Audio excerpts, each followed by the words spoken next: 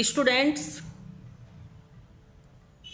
in first chapter of chemistry, matter in our surrounding, topics are matter, state of matter, property of matter, measurement of temperature, interconversion of state of matter, sublimation and evaporation। तो इस तरीके से 7 topics का हम इस chapter में 1 bye 1 करके study करेंगे। तो what do you mean by matter? Matter क्या होता है? Matter is defined as anything which occupies space and having mass may be perceived by our senses.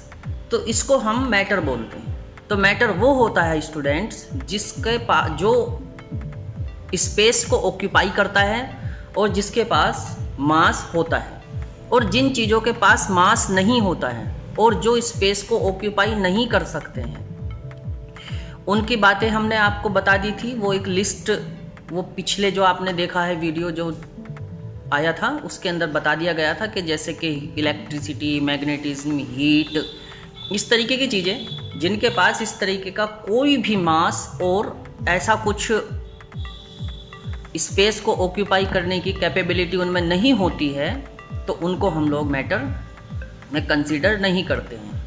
तो इस तरीके से आपके पास अब हम टॉपिक नंबर 2 पर बात करते हैं। टॉपिक नंबर 2 है आपका state of matter. There are 5 states of matter. तो यहाँ पर 5 तरीके की मैटर की स्टेट होती है। एक सॉलिड होता है, लिक्विड होता है, गैस होता है, प्लाज्मा होता है, बोस आइंस्टीन कंडेंसेट। तो इस तरीके से टोटल 5 स्टेट्स ऑफ मैटर होती है।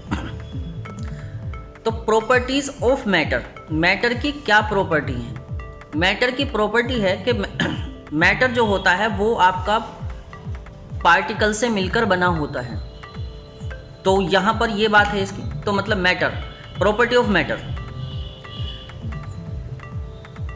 First matter is made up of particles. तो जो मैटर होता है वो पार्टिकल का मिलकर बना होता है।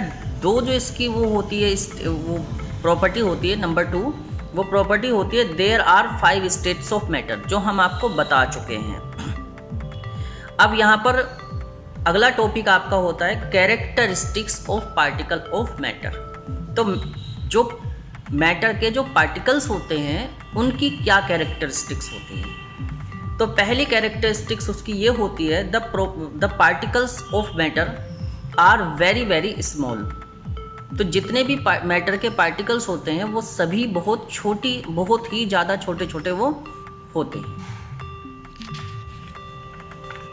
सेकंड प्रॉपर्टी होती है they have inter particle space between them. उन पार्टिकल के बीच में इंटर पार्टिकल स्पेस होता है। Third, the particle of matter are continuously moving.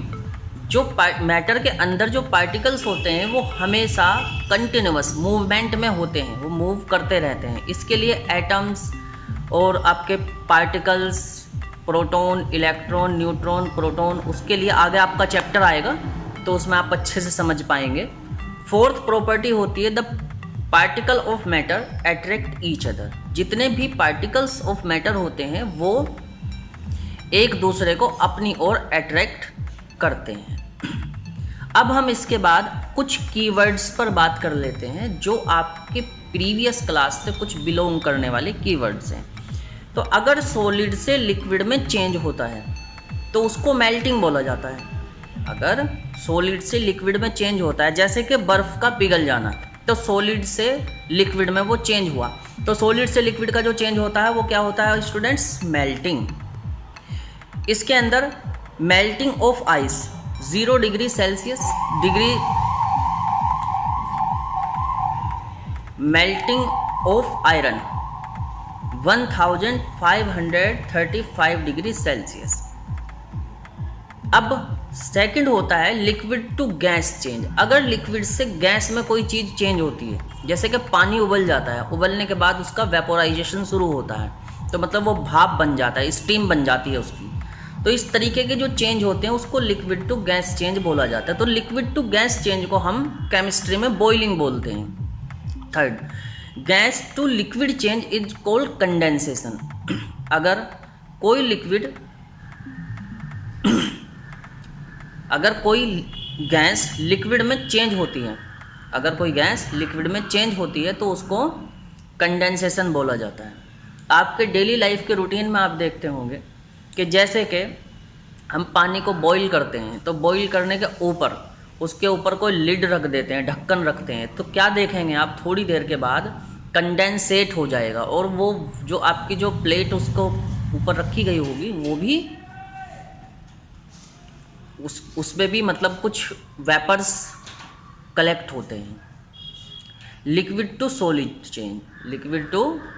Change is called freezing. Liquid से अगर कोई चीज़ सॉलिड में कन्वर्ट हो जाती है तो उसको फ्रीजिंग बोलते हैं। तो फ्रीजिंग का आप सिंपल मतलब समझ गए होंगे कि वाटर को अगर हम फ्रीज में रख देते हैं तो फ्रीज में रखने के बाद क्या होता है, वो कुछ देर के बाद उसका आइस में वो कन्वर्ट हो जाती है, तो इसलिए इसको हम लिक्विड टू सॉलिड चेंज को हम फ्रीजिंग बोलते हैं। तो वन बाय वन अब हम स्टेट ऑफ मैटर की प्रॉपर्टीज पर बात करेंगे।